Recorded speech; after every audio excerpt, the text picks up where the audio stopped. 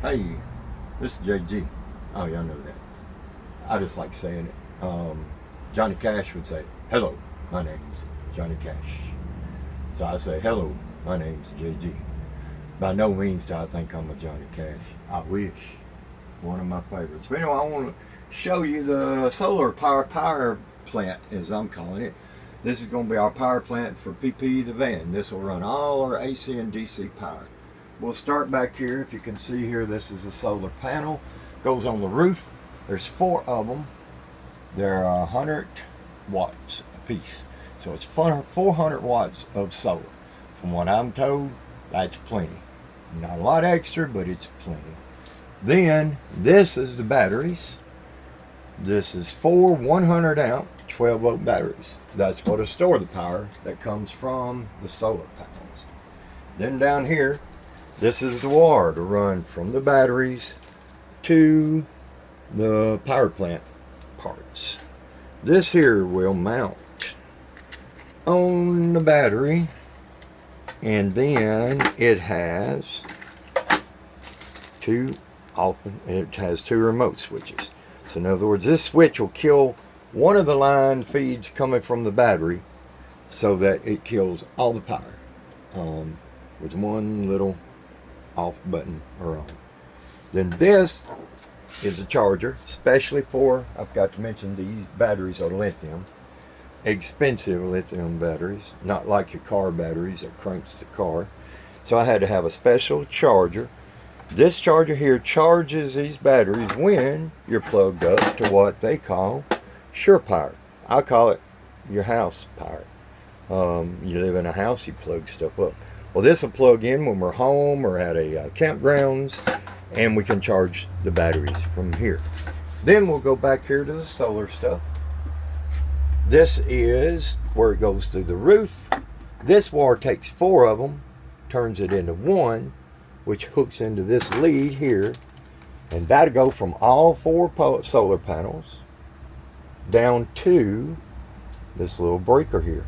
This breaker is so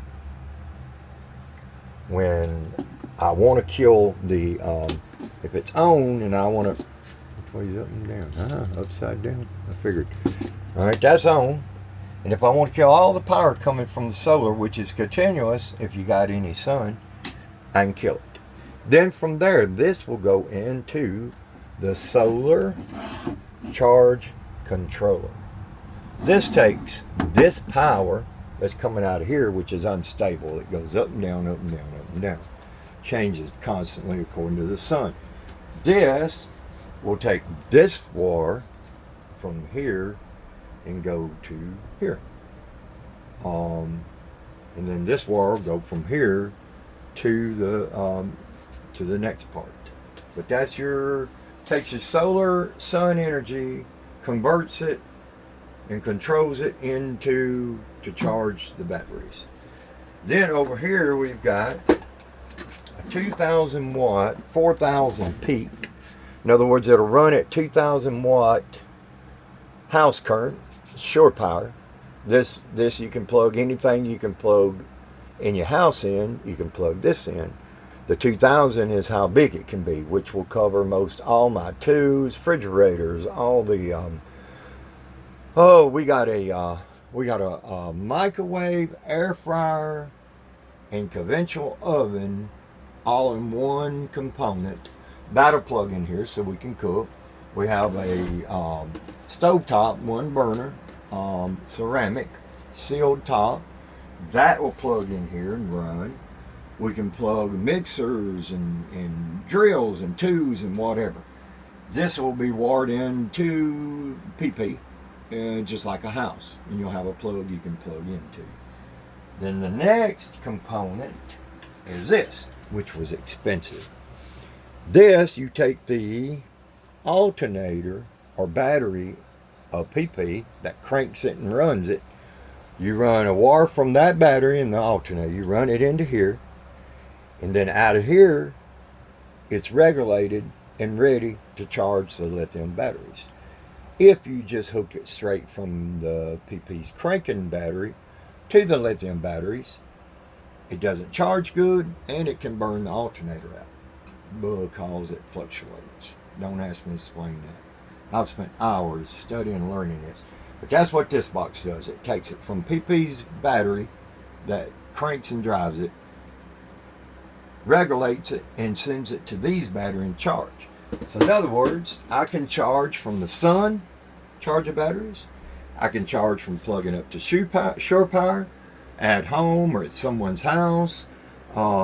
Best friend Dawn, she's got an outside plug. I hope I can steal her power and charge my batteries. Anywhere we're parked, we can charge the batteries if needed. And then this charges them if we're driving down the road. So we got 3 ways to charge them. I've always been told, and I believe it and try to live by it, you're best to have 3 plans. You're best to have 3 plans, 3 ways of doing something. That way if one goes wrong, the second one's going to go wrong. It always, they like to come in pairs. Then you got the third one. It's always good to just have 3 backups. And then this is just a couple little fans here. It runs off the batteries. It runs off of these batteries. And it can blow a little more cool air over this, circulate cool air. And then this little fan here will pull air out of the compartment where all this is and blow it outside to try to keep it cooler. My goal is to put a DC small cooling unit in there, just not to make it refrigerator cold, but to keep it just to knock 10 degrees down. It'll make all this run better. And you can use, like, I don't know if y'all have ever seen, but they make like DC refrigerators. I've got one. Where did it go? I think it's out. Now right here. I've got a little. I'll just show you right quick. Oh, me, Molly. Video my butt. She likes to video my butt and all that. Oh, thank goodness. But anyway, here's a little refrigerator. Now this plugs up to your car, which I'll plug it more into the batteries, but it'll keep 6 cans cold.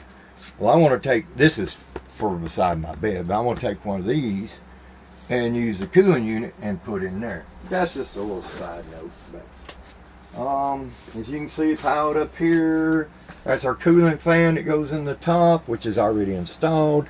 This is that 3-way oven, microwave, air fryer, and conventional oven. And then stove tops right there, and the refrigerator, and more parts. These are my horns. They're going to be nice. These are loud, like train horns, 2 of them. So you hear me coming. But all right, I'll keep rambling on. That's our solar power plant. And from what I can figure and what I'm told in all my studying, I can pretty much so run a house except for a dryer, your stove range, or your hot water heater, which we have. If you can spin around, you can see our gas instant hot water. So we don't need power to have hot water. But anyway, that is the story of our power plant and all the hours and about $1,800 worth of parts. And I have one more part I forgot to mention.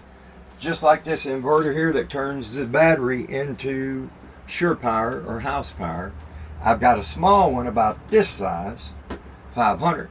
That will run the refrigerator and the stuff that needs to run all the time. So that this big one, you can flip a switch and it's not draining the battery, except for when you want to cook or do. So I have a little small one about this size. It'll run the refrigerator, which we have a little small refrigerator. It's got the door up top for the freezer and then the door at the bottom for the refrigerator.